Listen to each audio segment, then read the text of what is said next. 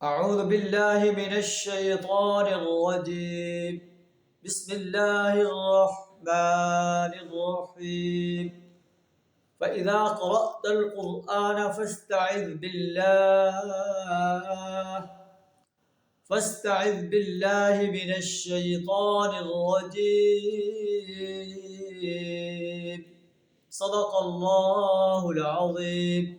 سورہ النحل آیت نمبر 98 آپ کے سامنے تلاوت کی ہے.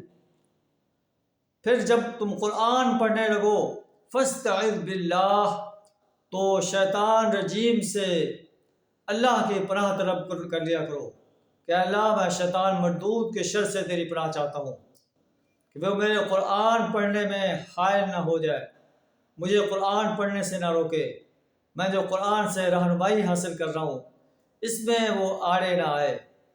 شیطان جو ہے وہ اہل ایمان کو بھٹکانے کی کوشش کرتا ہے، انہیں تمنائیں دلاتا ہے، انہیں کہتا ہے تم کیوں قرآن پڑھ رہے ہو، قرآن کو چھوڑ دو. تو انسان اگر اس کے بہکاوے میں آ جائے گا تو وہ انسان شیطان کا ساتھی بن جائے گا.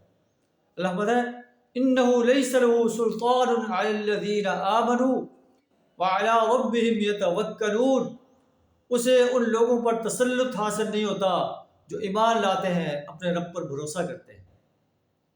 ایمان اور عمل صالح اور توکل علی اللہ یہ ایسی چیز ہے کہ شیطان جو ہے ایسے انسانوں کو بہکا نہیں سکتا.